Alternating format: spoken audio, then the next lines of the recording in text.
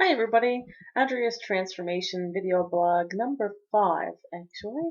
Today is Remembrance Day here in Canada and Armistice Day in the United States, so just wanted to take a few seconds for a moment of silence for our fallen war veterans.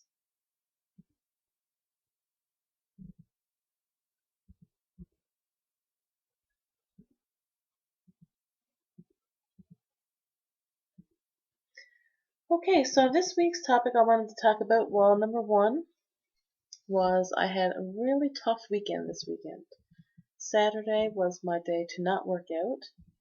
And normally I don't ever take a Saturday as a day off, but I was so sore from Friday's workout that I decided that's probably a good idea to take Saturday off. And so Saturday was also a treat day. Now, the treat I had was not overly huge.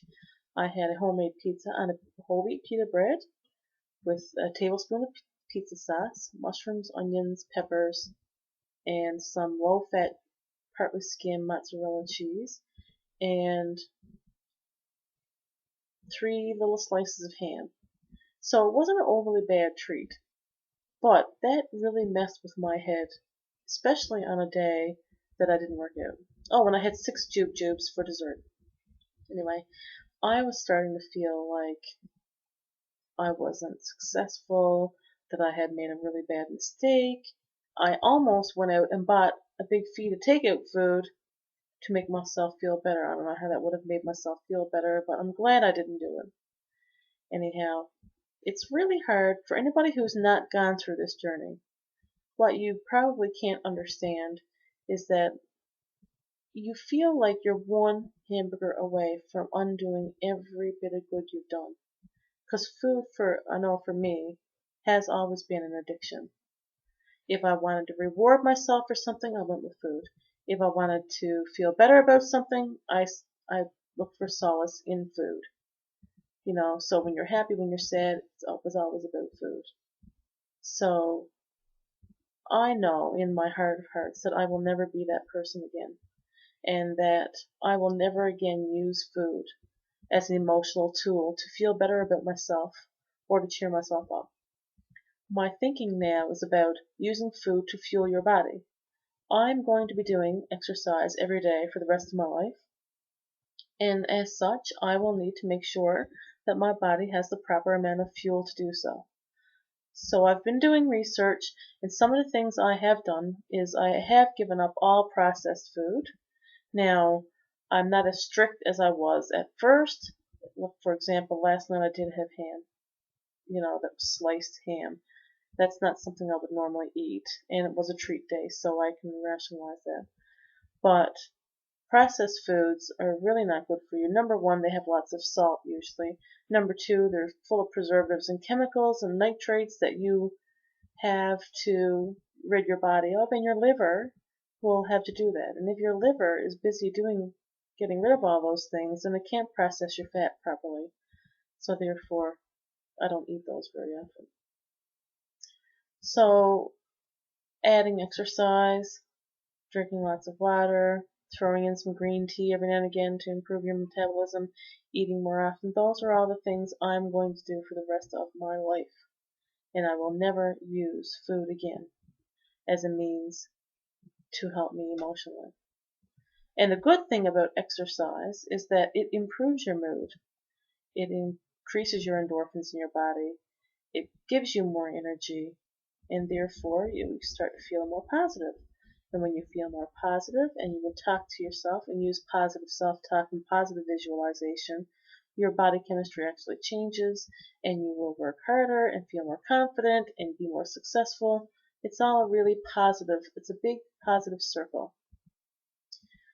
So my point is that I started getting a little bit on the negative thinking side last night, and I really had to talk myself out of it. And thankfully, some of you guys really helped me last night, and I really appreciate that. That's one of the reasons why I'm on this journey and why I'm doing it so publicly, because number 1, I need people's help.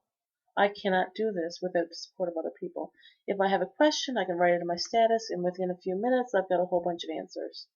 The other thing is I need people to be accountable to, so that if I know I'm going to post my food now in MyFitnessPal, and I know a bunch of you are my friends on MyFitnessPal now, and I know you're probably going to be looking at my diary, then I'm going to be really more careful about what I'm eating. I'm not going to cheat. I'm not going to eat something and not post it in there because then I'm only cheating myself. So, anyhow, I'm glad I got through that little rough spot last night. Oh, and the last thing I was going to say, another reason I'm doing this page is because helping other people succeed in their challenge and in their journey makes you more motivated and it inspires you to do better. So that's why I'm actually doing this. Anyhow, what else do I want to talk about? Oh, today I took my measurements for the first time, and I will read them out to you. So, my chest was 44 inches, my waist was 43.5 inches, my hips were 50.5 inches, my right bicep was 15 inches, my thigh was 27.25 inches, and my calf was 16 inches. Now, I'm not overly impressed with those numbers, and I think 50 inches around my hips, and one thigh 27.5 inches. My goodness, some people's whole waist is not as much as that. But I had to remember, I just lost 90 pounds. If I had measured first, I'm sure I would be very proud of these numbers right now. So I'm trying to think of it that way. Anyway, why did I measure now? Well, for a couple of reasons. Number one, I am losing weight at a slower pace now, so I'm trying to find ways to stay motivated without the scale.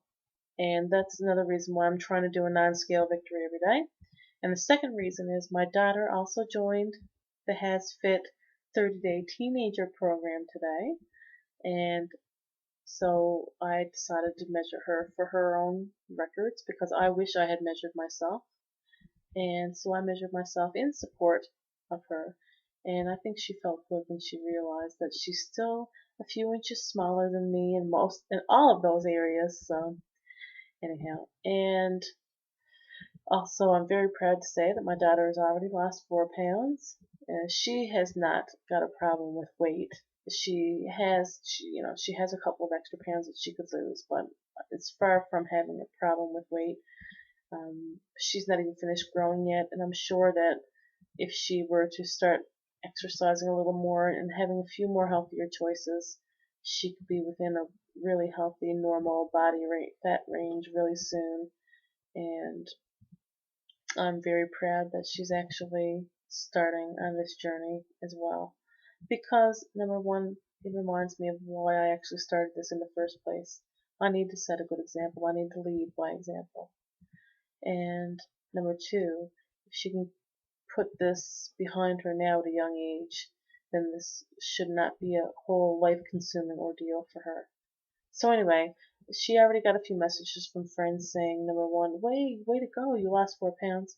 And other friends were like, man, if my mom was posting on my Facebook about how much I lost this week, I would be very ticked off. But luckily, she's not unhappy with me.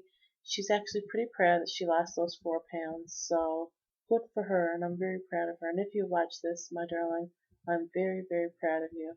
And I'm actually happy that you're doing these exercises, that I can do them with you. Extra 10, 15, 20 minutes of exercise for me a day can't hurt either, right? But I like doing this with her, and I hope she's enjoying it as well. And lastly, I downloaded the HasFit diet plan today. I'm going to actually start trying that tomorrow. Basically, it just tells you how many grams of protein and carbs to eat with each meal. One thing it does say that I wasn't aware of before, that I hadn't considered before, is that fruit as a carb should only be eaten with your breakfast meal and not throughout the day. Because the premise of this diet that HasFit has is that you're going to eat every couple of hours and your food is going to kind of cycle in these little up and down little valleys. And the point of this is to get your blood sugar to a certain level every couple of hours to regulate your insulin.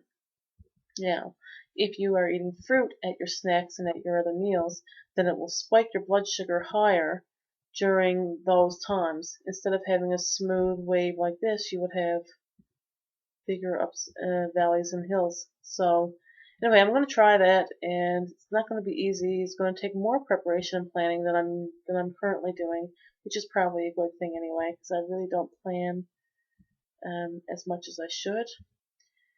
So that's everything for this week. Again, if you have any questions or comments, feel free to leave them in, inbox me or post them on my wall. And next week I'll include them in the video log. I actually do want to start a challenge. The first challenge I had said last week that you have to try one new exercise and one new food a week, and on Sundays we're going to talk about it. So watch for that a little later today.